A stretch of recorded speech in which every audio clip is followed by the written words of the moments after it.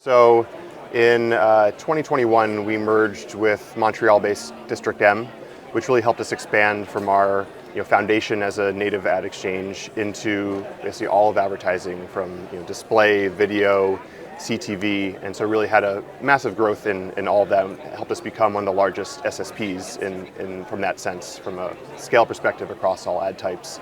But then we took a lot of the DNA from Sharethrough, which was built around building the native ad tech and even experience and research behind that, which was really based on how do you research consumer behavior to understand how to adapt ads to better fit those expectations. And lo and behold, that was native advertising with the growth of Facebook and Twitter and everyone that built their ads from the ground up to be native.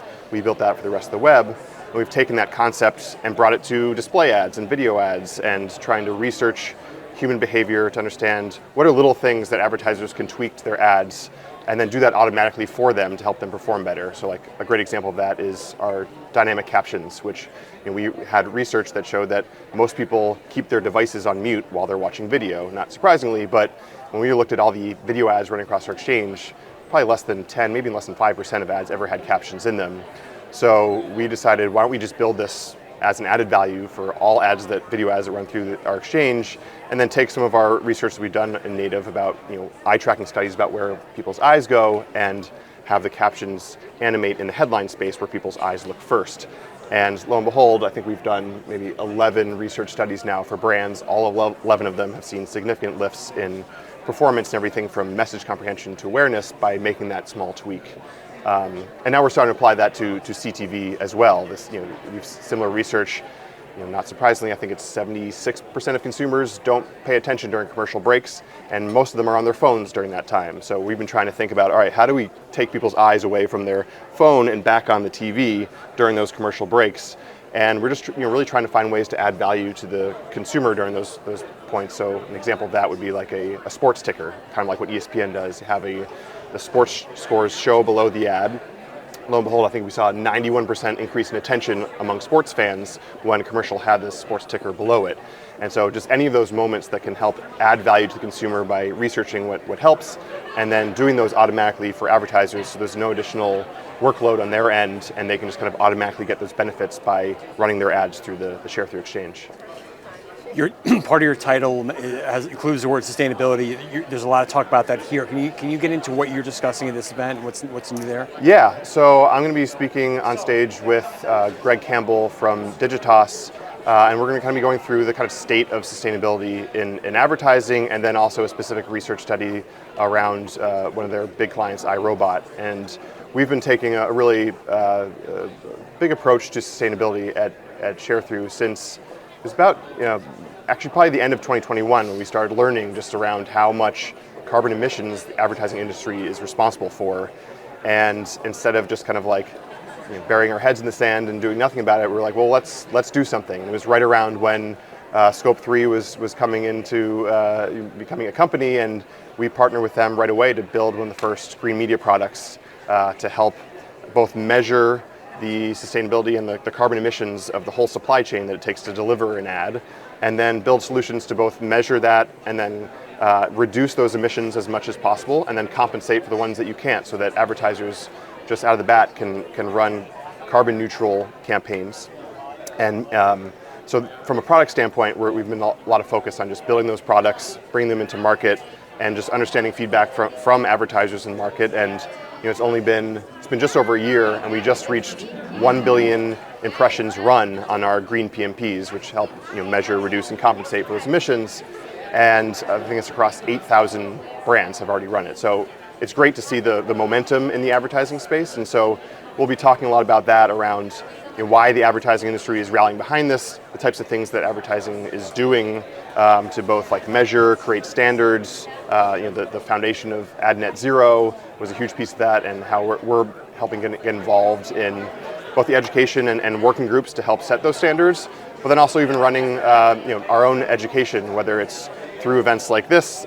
I spoke at Climate Week last week in New York, which wasn't just about speaking to advertisers, it was kind of speaking to the whole industry or every industry about what advertising's learned and some of the, just trying to information share as much as possible, and then also learn from other industries to see how we can improve. But it's been interesting how advertising is really in this unique space where, unlike a lot of other ad industries, we have a lot of control over our supply chain. We know the whole supply chain that it takes to deliver an ad, from a brand to agency to a DSP, SSP, DMP, kind of everything that's involved in that, where a lot of other industries don't have that understanding, so it's going to take them a lot longer to reduce the emissions and reach net zero. And so we're going to do some education around that as well. Have you found most brands, are most brands ready, or do they need a lot of help and assurance that this isn't going to cost them a lot of time or effort? Yeah, I mean, I think there's varying degrees. I think a lot of brands are really interested and they're doing a lot of learning. A lot of them are really concerned about coming across as greenwashing, and also even just understanding that there's scope 1, 2, and 3 emissions. Scope 1 and 2, you can control a lot of your internal infrastructure and your offices. Scope 3 is your whole supply chain. So from a CPG manufacturer, that can be supply chain that reaches all the way across the world to what it takes to build your product. But also part of those scope 3 emissions is your advertising media mix. Everything from the creation of your ads to the actual delivery of it programmatically, and all the ad servers and everything it takes to deliver that. So there's a lot of education needed on that space, just around, first of all, acknowledging that advertising can be a decent chunk of their scope 3 emissions. And then how do you do something about that? And then also how do you communicate that? I mean, advertisers are already, and just brands are trying to figure that out in general, is how much do they or don't they lean into the sustainability of their products? And I think the key thing that we've learned through all this is for brands to just be transparent. Like, no brand is going to be perfect at the sustainability of their product. But if you can be transparent, like, here's the things that we are working towards, and here are the steps we're taking to get there. Advertising becomes a really simple piece of that, because of not just products that Sharethrough's built and what Scope 3 has built in the measurement piece of it, but it's become a lot more turnkey.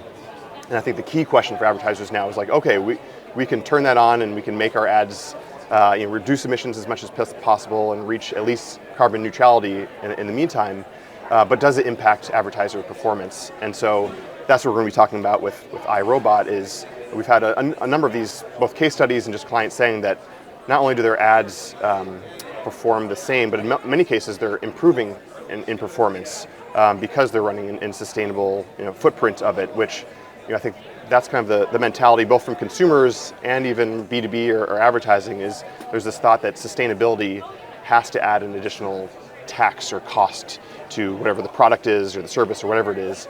But the reality is, it actually ends up performing better, and whatever that means. Whether you're buying an electric car, in the long run, you end up saving so much money on gas, for instance, even though the car might cost a little bit more at first. Same thing's becoming true in advertising.